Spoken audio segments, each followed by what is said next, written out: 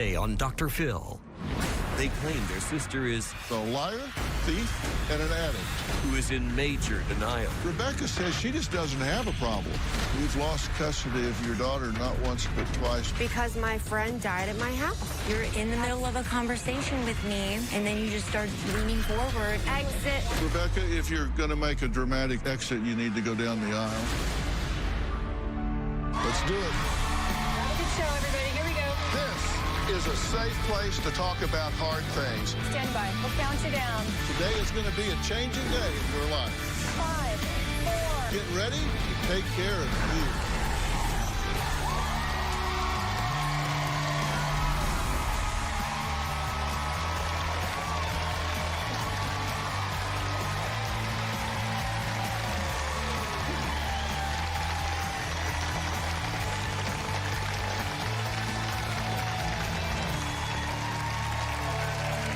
Well, Caitlin and Jennifer describe their sister Rebecca as a liar, thief, and an addict. They say Rebecca's choices have led her to living in a van, stealing from their sick mother, and losing custody of her 8-year-old special needs daughter. But Rebecca says she doesn't believe she has a problem and that all of her drugs are provided by doctors. So what's the problem? I contacted the Dr. Phil show because my sister has a serious drug problem and is in deep denial. Rebecca currently is addicted to her prescription drugs. Dilaudid, Suboxone, Alprazolam, Adderall, and Gabapentin. Rebecca has used cocaine, fentanyl, heroin, marijuana. When Rebecca takes a drug test, it lights up like a Christmas tree. But that's okay because she's prescribed all of those narcotics. So in her eyes, she doesn't have a problem at all. She does not take her prescription drugs the way she's supposed to. She injects them. She has put them in her rectum. She also has snorted them. Rebecca has lost custody of her daughter twice. One of Becca's friends overdosed at her house and passed away. CPS got involved and she tested positive for fentanyl. Rebecca's daughter, Harper, was in the house. That's why they took her away. My mom was able to get her back because she made Rebecca leave. Her daughter's father passed away 2 years ago from an infection due to drug use. Rebecca lives in her minivan most of the time. She has stayed with me and she was super out of it and we would just start nodding out. Her addiction affects the entire family. I don't want my kids to be exposed to her. They don't want to either. Something she likes to say a lot is, gosh, everything bad always happens to me. Oh, my life is so hard. Oh, I started using drugs because I had such a rough childhood. And I'm like, I had the same childhood as you. And I'm just fine. Okay, Caitlin, Jennifer, it's good to meet you both. Nice to meet you. Do you think she really doesn't know she has an issue here? I think deep down she knows, but I don't think she'll say it out loud or admit to having a problem. We do pre-interviews and ask you guys a lot of questions. Here's what she has said to us. She says that she's coming here because you wrote, not because she felt like she needed any help. But she says she's coming here because of her struggles with her daughter's father being deceased, because she has an autistic child, and because she's being essentially homeless. And then she gave us a bumper sticker. She said, "Don't judge me from my past. I don't live there anymore." That's a good one. Yeah, it was like a bumper sticker. Right. It's clever, but has nothing to do with the reality of her life because she's living exactly the way she's been living for years, right? Exactly. And when she's lost her daughter, what does she say about it? She just makes excuses. It's never her fault. It's because something happened to her, and that, she's being railroaded. She says you guys are just judgmental, that you should stand in her shoes, that you haven't lost a loved one the way she has, and that if you were in her shoes, you would understand why she needs these prescriptions and that she gets them from a doctor. Last time she lost her daughter, she tested positive for fentanyl. Yes, sir. Yes. And does she say that was prescribed? No. She doesn't know how it happened.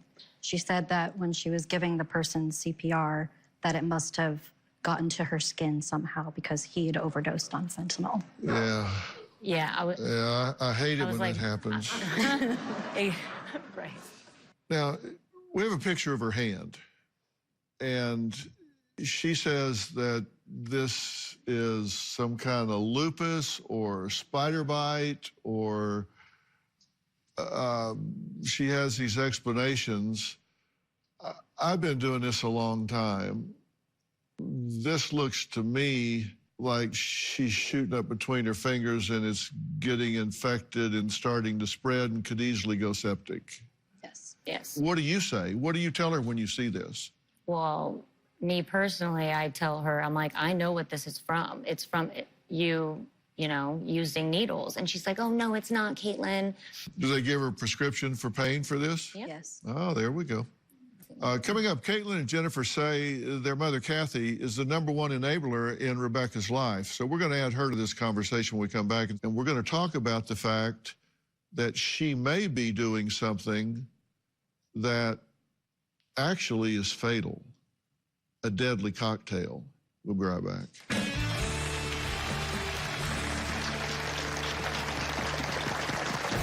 I have taken Rebecca to pick up Xanax so she won't have a seizure. Becca has taken over $2,000 from my checking account. I love Rebecca, but I hate almost everything about her. And later... No, I'm not feeling very well. Okay, I'll call a member of your family, okay? I'll call you back. That's interesting. You don't remember that? Rebecca, if you're going to make a dramatic exit, you need to go down the aisle here. Yeah. Tomorrow. Just how bad is homelessness in America? It's an epidemic. There's camps everywhere. Why is it getting worse? Our safety net has been devastated. We need to address mental health. Children are not able to walk to school without stepping on drug paraphernalia. If I was having a hard time, I would hope to God I wouldn't be put out in the freaking street. That's tomorrow. Then, on Monday, she's 73 and raising another grandchild. This was not your life plan. You can write enabler on me. I know what I am. Yeah, I've got a Sharpie. Don't tempt me. That's Monday. My mom is 100% the biggest enabler I've ever met in my life. My mother is financially supporting my sister's daughter, Harper. Harper is on the spectrum. I have 2 children myself who are also on the spectrum. It is not easy by any means. My mom is not a healthy woman, so it's very hard for her to take care of Harper. I don't think my mom at her age should be having to do that. Well, Caitlin and Jennifer are desperate for help for their 36-year-old sister, Rebecca, who they say is addicted to prescription drugs, and they can only speculate about what else. Their mother, Kathy, says she has enabled Rebecca because no one else will help her daughter, and she doesn't want her granddaughter to suffer.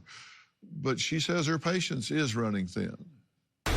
I have been struggling with Rebecca for the last 18 years. I put up with her because she is a single mom and has a special needs daughter. I do not remember Rebecca ever drinking or doing drugs in her teenage years. She was in a car accident when she was 18, and she was prescribed oxycodone, and I believe that's when her addiction started. Rebecca has had seizures in the past from not taking Xanax because she has run out of them. I have taken Rebecca to a friend's house to pick up Xanax so she won't have a seizure. Rebecca tested positive for fentanyl. The cops came and removed Harper from our house. I have custody of Harper now, and I'm doing everything for her. I put money to my checking to pay some bills, and when I went to pay the bills, I didn't have any money. And I found that over the course of 6 weeks, Becca has taken over $2,000 from my checking account. I love Rebecca. She disappoints me, and I hate almost everything about her. Well, joining us virtually is Kathy. Kathy, thank you for joining us, and God bless you for stepping up and taking care of this child.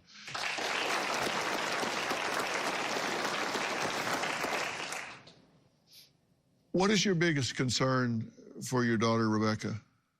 That she'll die. And do you think that she has any awareness of the risk and doesn't care, or do you think she's actually in denial and thinks that what she's doing is okay? I think she's in denial and thinks what she's doing is okay, and she thinks she's better than she used to be. How often does she come and see your daughter? 3 to 5 times a week. We go bowling, we've gone to visit our cousins and played on the playground, go to Chuck E. Cheese out to eat. She plays with her. She is like the grandmother while I am the mother. Okay.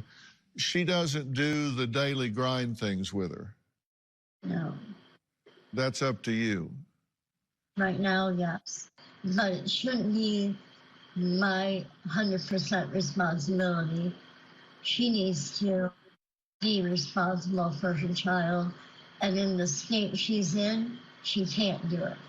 Now, according to the family, you've spent $100,000 on Rebecca, provided her shelter, food, paid her bills, car repairs. You do care for the daughter. You've paid her lawyer fees when she's in trouble, and you don't really hold her feet to the fire when she does things that she should be accountable for. Do you think that's helping her, or do you think it's making it easier for her to continue this self-destructive lifestyle? A little bit of both. My main goal is to always help Harper. But in helping Harper, I think she needs to be around her mom. So I tolerate and put up with Rebecca and what she does. I tolerate. So you feel like you're putting up with this because it at least keeps her in the orbit of her daughter? Yes. If you didn't do that, you think she would completely withdraw and you just wouldn't see her? Harper would be the one that would suffer. Uh-huh. Because you think she wouldn't come around as much? Not if I didn't let her. If I said you can't. Right. Harper would be the one that would suffer for that. She woke up this morning typing on her voice, "I want mommy." Last night before she went to bed, "I want mommy." I put up with mommy because of Harper. Listen, you're between a rock and a hard place. I understand it. Rebecca says she just doesn't have a problem. She doesn't understand why she's even here today. Her sisters and mother say she's in denial that she's a drug addict, and she says she's just here because they don't understand what she's having to deal with, having lost some loved ones in her life. And so she's puzzled. She has no idea why she's here. I intend to clear that up for her. We'll be right back.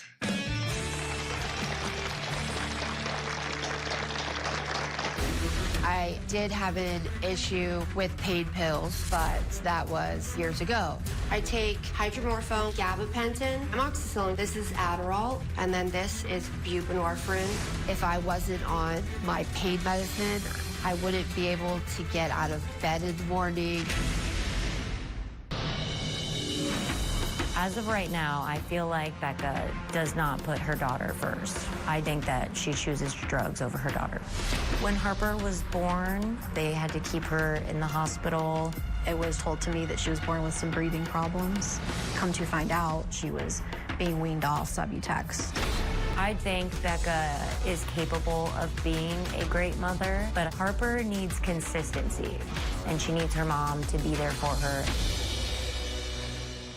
Caitlin, Jennifer, and Kathy all say Rebecca is in complete denial that her life is a disaster and that she is a drug addict. Rebecca says her family is judgmental and is just simply holding her past against her. She says she has moved on. She says she's gone through a lot of loss in her life, and the only thing she wants is to get her daughter back. I'm confused about why I'm here. I think I was a bad person in a past life. That's the family joke. I did have an issue with pain pills, but that was years ago. Just like my favorite quote, don't judge me by my past because I don't live there anymore. I've lost so many people, I need a pen and paper to write it down. All my friends are dead. Losing my daughter's father was really, really hard. I haven't had time to grieve because it's one person after another after another. Recently, my friend overdosed and ended up dying. He was sitting in my zebra print chair snoring, but then something just didn't sound right, so I called 911. They said that he was brain dead. He took some type of non-narcotic muscle relaxer. I know that he took one of those because he told me.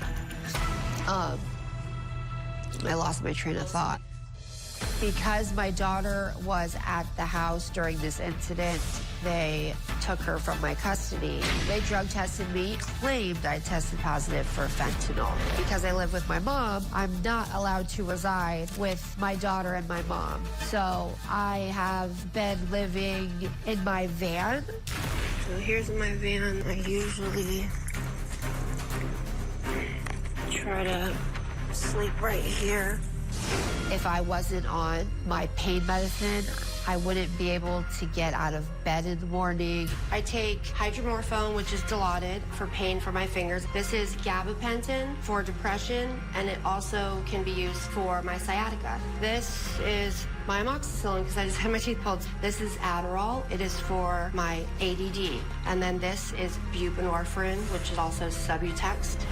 If I don't have my Xanax, I'll have a seizure. So when I first get them, I break it in half and hide them somewhere. So if anything happens to the bottle, then I'll have those just in case.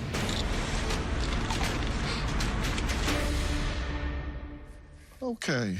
You say that they're putting you in a frame of who you used to be, not who you are. I've said that, yes. Yeah. I'm kind of confused, to be honest, about just everything that's going on. Or, you know, like my sister told me that she wrote to you. I mean, I don't know what the premise of the show is.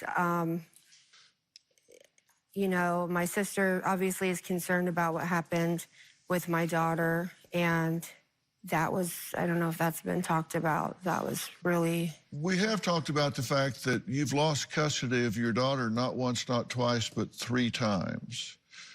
That's very unusual. Why is that happening? I believe she was only taken twice, not 3 times. And the first time, her father was alive then. And I believe what happened, someone called maliciously. They came out. I tested negative for all drugs, and I believe Jonathan tested positive for something. Why can't you be with her now? What they're saying is my friend, he came over. I've known him for 20 years. He drank chocolate milk, and the next thing you know, he's like snoring. He sounded funny. I screamed for my mom. She had just gotten home, and we called 911. He went to the hospital. And they said he had a heart attack, and he was brain dead 3 days later. So that's what they're saying. It's an overdose, but I never knew him to do that kind of thing at all. It's really hard to talk about that day. The bottom line is I love my daughter very much. I've dealt with losing one person after another that I really love. And I'm doing everything. Like, a lot of people that, you know, like my case manager, for example, she's never seen anybody be so proactive in getting their child back. I called and called and called every single day to try to figure out what to do. But when Jonathan was alive, his father had passed away, so he was really going through it. They took our daughter. Then they made me leave the home because they said, I mean, I don't really know the reason. You don't know why they asked you to leave, why they said you had to leave. Apparently, they claimed that me and him were not good together. But if we were married, you know, I don't see why they would separate us. But he was grieving to the point where he started, you know, using drugs. And okay. I don't believe that you lost custody of your daughter and don't know why. I'm trying to explain that. And you don't know why. I feel like I'm being attacked by you. I respect you a lot. I'm asking you a common sense question. Closed captioning provided by...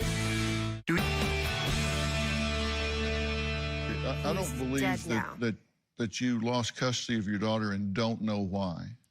They make you do a case plan, and part of our case plan was we were not allowed to be together. So he was grieving the death of his father, our daughter being gone. Okay, but they took her away from you. From the both of us. No, you. They didn't say you can't be with him. They said she couldn't be with you. You don't know why they said she couldn't be with you. So I'm trying to explain that. Yes. And you don't know why. I feel like I'm being attacked by you. I respect you a lot. I'm asking you a common sense question. Do you know why they said? Because my friend died at my house. We were talking about the time before. They said you, the mother, could not be with the child. I just want to know if you know why. No, actually, I don't know. That's not a hard question. That's not an attack. That's a simple question. Now I understand what you mean. I have no idea. They said because we're together that, you know, they took her. I didn't test positive for anything. I did everything they asked me to do, passed all their drug tests, did everything. That's when not that how happened. That's not how that works. You can say that. You can tell that to other people. You can tell that to other people, but you can't tell that to me because I know that's not how that works. I work in that system. You want her back. Absolutely. And I'm doing everything. I'll be done with everything that they're asking of me. I have parenting classes. I've been taking 2.5 hours every single week. I'm their STAR student. Are you going to move her into your van with you? No, I'm not going to move her into my van. That was a cheap shot, Dr. Phil. I'm just saying, when I'm allowed to go back home, I plan on staying with my mom until, you know, things get better. So you think they're going to say, okay, we give you a clean bill of health so you can now move in with your mother who's raising your daughter? My mom is like a second parent to her, and I believe a child should be in a home with 2 loving adults, you know? If possible, yeah. Yeah, of course. Caitlin and Jennifer say that their sister doctor shops, and in order to get all of her prescriptions and say what she's doing is illegal, I say if she is doing that, it's highly dangerous. We'll talk about that when we come back.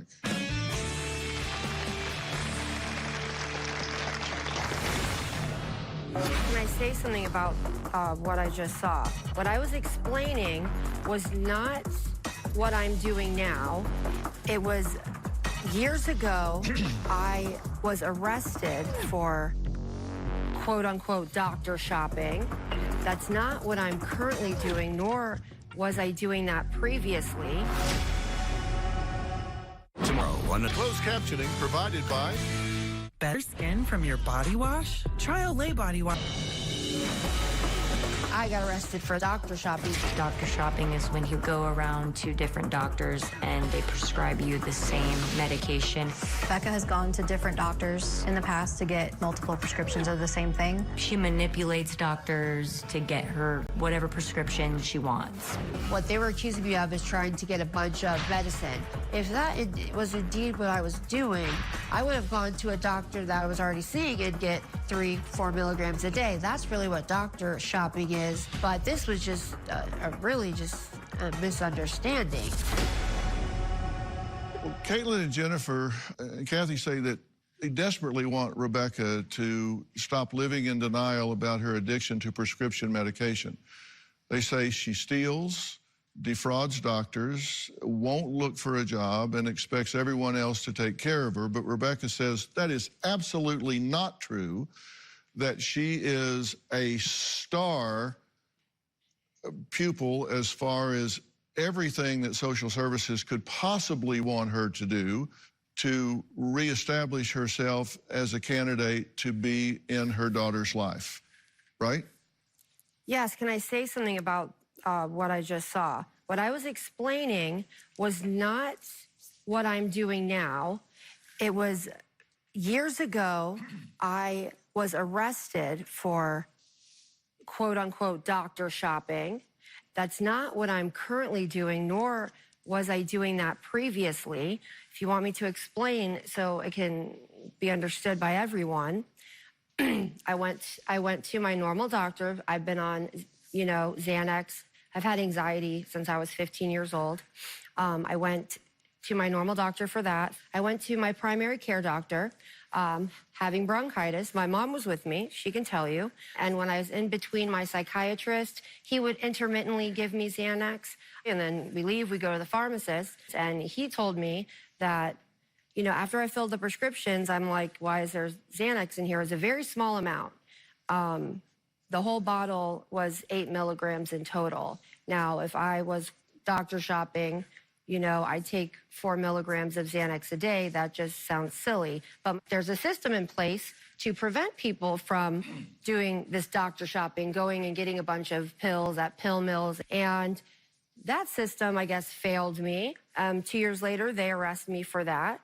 So I felt like that wasn't very fair. And You're now taking Dilaudid, Xanax, Adderall, and Subutex? Yes, I am. Okay, and we asked you who you were getting those prescriptions from, and you said you could only remember one of the doctors. No, that is not true. I don't know. That is true. I have it recorded. But maybe Verbatim. that's when I was, when you may not remember because during our driving. pre-interview, Rebecca, you weren't making a lot of sense during some of our pre-interviews, so maybe you don't remember, because this is part of our conversation during the pre-interview, because we record these. Let's listen to this. Okay. Okay, and so I know you said sometimes your mom puts you down. What did she say to you? Rebecca? I'm here. Hello? Hello. Can you hear me? Do you want me to call you back? Rebecca? I'm here. Are you okay? Yeah. Okay. How would you describe your quality of life right now?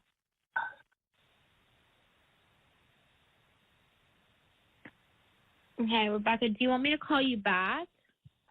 Yeah. Okay. Are you feeling okay? No. Okay, is something going on? Like, do you need medical assistance or something? No. I'm not feeling very well. Okay, I'll call a member of your family, okay? I'll call you back. Okay.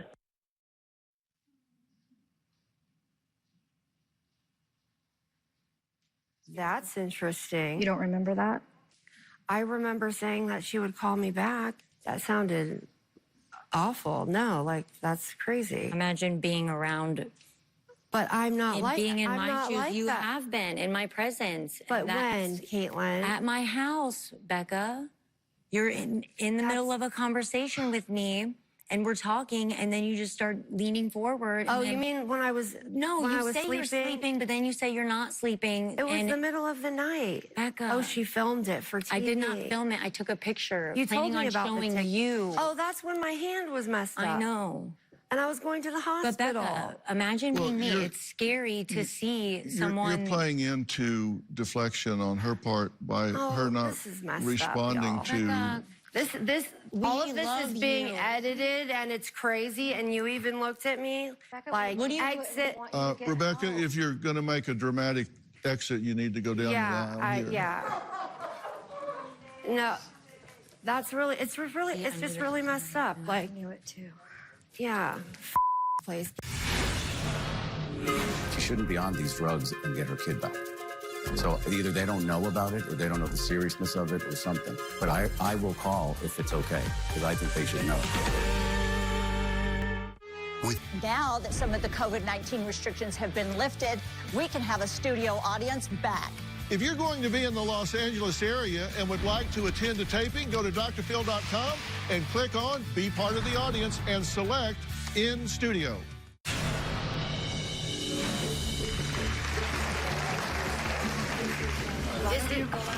No, absolutely not.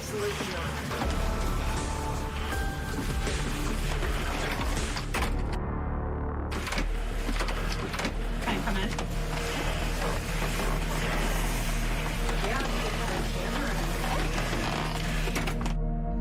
If you're trying to help me, get that camera out. Get that camera away. All right, we need to stop recording. She's not coming back out. So it's a wrap, guys. We're done. I'm introducing Dr. Charles Sophie. He is a psychiatrist. He's former medical director of the LA County Department of Child and Family Services. I'm only bringing that up because it's the system that we were talking about. He's the expert. And Dr. Sophie says that Rebecca's prescriptions are, in fact, a deadly cocktail. What do you mean by that? More than one together or two or three together is deadly. I mean, Subutex is a blocker of her opioid receptors in her brain. So she's not going to feel pain. She's going to keep, it's not going to, the Dilaudid isn't going to work. She's going to keep taking Dilaudid until she gets rid of the pain, but it's never going to be felt. She could overdose on Dilaudid just by trying to get rid of pain. That's never going to go because it's blocked. Those two drugs alone are dangerous together because they do opposite things. The gabapentin is an anti-seizure drug. It's not necessarily for depression. So she's not going to have a seizure with the gabapentin, so she can take more and more Xanax and never have a seizure, or be without it and have a seizure and die and not know she's having a seizure necessarily because it's covered by the GABA. So you have all these drugs doing opposite things to each other. So no properly trained physician would ever prescribe that list of medications together. Correct. And with this particular list of prescriptions here, the effects are organ deterioration, coma, death, sedation, loss of appetite, confusion, heart failure, liver failure. All of these things combine to really destroy the person's health. And you heard her talking on the phone. She was in a complete altered state of consciousness. Yes. What's your read of that? Well, yes, on the phone, absolutely. And I'm not sure she's not in the same state or similar today. It's all addict behavior. And I can't imagine any child welfare agency would not be doing something about her drug use before she gets her kid back. She shouldn't be on these drugs and get her kid back.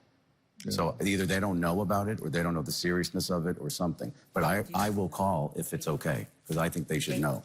She is doctor hopping because no one psychiatrist, internist, or whoever would prescribe this list of medications because it is a deadly cocktail. Caitlin, Jennifer, and Kathy say they want to give Rebecca an ultimatum. Now, she's walked off. Maybe she'll come back. Maybe she won't.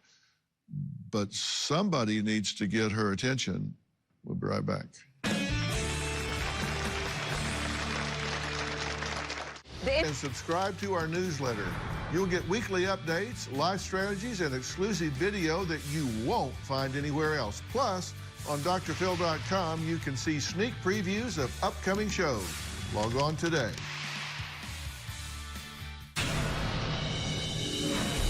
I have something that's called lupus anticoagulant clotting disorder. Basically, I had a blood clot in my hand. It got to the point where my fingers are black and necrotic and falling off. I believe what happened is that she was injecting drugs in between her fingers, and that's what caused the clotting. She says that it's because of some autoimmune lupus. I don't necessarily believe that. Rebecca was upset with some footage shown of her nodding off and left the stage just a few minutes ago. So whether she comes back or not, I don't know. But now what I need to do is talk to you three. At this point, you need to consider that if she does nothing but take her prescription drugs, that in my opinion, it's not a matter of if but when, it will take her life. That's what we're most afraid of. The lethality of the combination is going up, and so that has to be dealt with. Because as I said, she is an adult, so you don't have the ability to compel her to go into rehab or whatever like you would if she was 16 or 15 or 14. But you do have the option to move to do a 5150 or a Baker Act, whatever it's called in your state, to have an involuntary commitment where they will hold her for up to 72 hours for evaluation to determine whether she's a danger to herself or others. And if given her history and the fact that she acknowledges taking these drugs, I think she meets criteria. Yeah. She would certainly meet the criteria to be held. Now, the other option is to at least try to find out what doctors she's seeing, and under HIPAA, they can't tell you anything about her, but HIPAA doesn't take their ears off. They can listen, and you can take a medications list to them and say, you need to understand that you may be prescribing one of these medications. Here are the other 4 that she's taking, and these are the other doctors, and you might want to communicate with each other. There's another option. She's now trapped in the child welfare system. She wants her child back. Call that caseworker, or I'll call and see, are they doing the due diligence they need to do to examine who's the doctor, where these are coming from? Oh, I highly doubt it. And so they need to be called, because they won't release her to her mother until they get that, especially if you guys raise enough stink, or I call. And, you know, Kathy, the thing is, you're taking care of this daughter, and I said, God bless you for doing that. But I think the fastest route to getting you some help and support by getting your daughter back involved is to get her to confront the situation. Right. She can't change what she doesn't acknowledge. And look, people deal with and overcome this every day. Get clean and sober and stay clean and sober. She can overcome this. She has. She just needs to acknowledge it. Yeah. And right now, I don't think I've met Rebecca. No. Because I don't think she's clean and sober sitting in this chair today. Did you? Not at all. The brain chemicals in her brain are so twisted, she can't even understand what anybody is saying. Her judgment is so poor, she got up and left. You have to try to get her to acknowledge what's going on. And when I started asking her hard questions, she ran. Mm-hmm. Now, you know, maybe she'll watch this. Maybe she'll see it. Maybe social services will tell her, look, you're taking dangerous drugs. You need to get some help. And I will offer her some professional help. That would be amazing. But she has to be willing to do it. I'm not going to chase her, but if she leans into it, I will offer her some help. I will do that. I hope she does. Okay. And she doesn't like me asking her direct questions. Maybe you can take 5 minutes with her backstage, sit down and explain to her what the issue is here, and maybe she'll at least get off of this deadly cocktail, even if she doesn't want to face the realities right now. Maybe she'll talk to you, because she sure doesn't want to talk to me. Okay. But nonetheless, I stand ready to help her in a heartbeat if she leans into it. Thank you. Thank you. Okay. All right, Kathy? All right. I want to thank all of my guests today, and a special thanks to Dr. Sophie. For more information about today's episode, you can log on to Dr. Phil. Don't forget to follow and subscribe to my podcast, Fill in the Blanks. This is